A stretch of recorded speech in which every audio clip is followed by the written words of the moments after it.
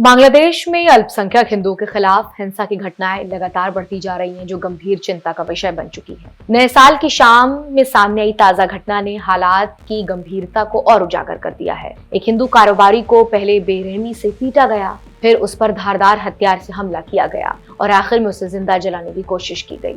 किसी तरीके वो तालाब में कूदकर अपनी जान बचाने में कामयाब रहा। ये कोई अकेली घटना नहीं है। बीते मात्र 2 हफ्तों में हिंदू अल्पसंख्यकों पर यह चौथा हमला है, जो ये संकेत देता है कि हिंसा अब सुनियोजित और निरंतर होती जा रही है। हमलावरों के हौसले बुलंद हैं और अल्पसंख्यक समुदाय खुद को असुरक्षित महसूस कर रहा है। चिंता की बात यह है कि हिंदुओं के खिलाफ हिंसा की प्रवृत्ति सिर्फ बांग्लादेश तक सीमित नहीं है। दुनिया के कई अन्य देशों में भी हिंदू समुदाय पर हमले, उत्पीड़न और भेदभाव की खबरें सामने आ रही हैं। ये स्थिति न केवल मानवाधिकार पर गंभीर सवाल खड़े करती है, बल्कि अंतर्राष्ट्रीय समुदाय की चुप्पी को भी कटघरे में खड़ा करती है। अगर समय रहते ठोस कदम नहीं उठाए गए तो हालात और अधिक भयावह हो सकते हैं।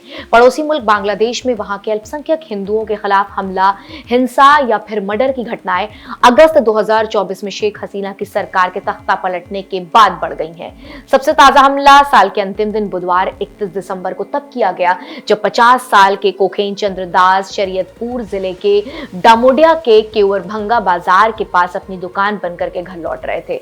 दवा की दुकान और मोबाइल बैंकिंग का बिजनेस करने वाले दास ऑटो रिक्शा से घर जा रहे थे। तभी हमलावरों ने गाड़ी को रोक लिया और उनकी पिटाई कर दी। फिर धारदार हथियारों से उन पर वार किए और फिर उन पर पेट्रोल डालकर आग लगा दी। जान बचाने के लिए वो सड़क के किनारे तालाब में कूद गए। उनकी हालात गंभीर बनी हुई है और उन्हें बेहतर इलाज के लिए ढाका रेफर किया गया है। इससे पहले मयमन सिंह शहर में ईशनिंदा के आरोप में 18 दिसंबर को 25 साल के दीपू चंद्रदास की भीड़ ने पीट कर हत्या कर दी थी और फिर उसके शरीर को आग लगा दी। फिर 24 दिसंबर को हिंदुओं पर हमले की एक और घटना हुई। राजबारी कस्बे के पंचगा में हिंदू अमृत मंडल नामक एक अन्य हिंदू व्यक्ति की पीट कर हत्या कर दी गई थी। इस तरह मयनमन सिंह ने एक अन्य हिंदू विजेंद्र विश्वास को गोली मारकर हत्या कर दी गई थी।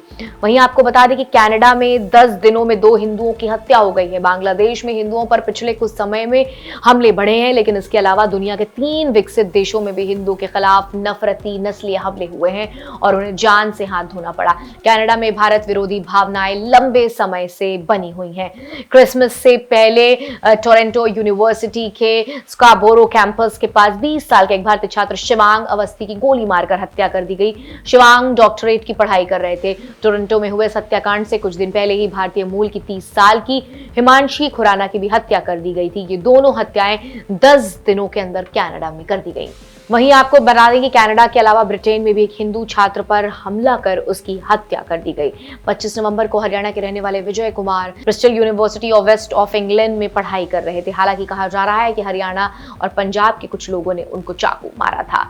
अब आपको बता दें कि विदेश में जो है वो भारतीयों पर हमले या हादसे की घटनाएं लगातार होती ही रही हैं।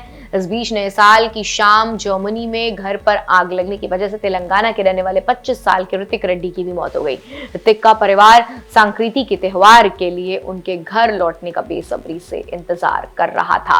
बताया जा रहा है कि जर्मनी में उनके घर में भीषण आग लग गई थी। घर में तेजी से फैलती आग और घने धुएं की वजह से बचने की कोशिश की जा रही। बर्लिन में अपने अपार्टमेंट की ऊपरी मंजिल से नीचे कूद गया और उसके सर पर चोट लग गई। उन्हें फौरन अस्पताल ले जाया गया, लेकिन इलाज के दौरान उनकी मौत हो गई।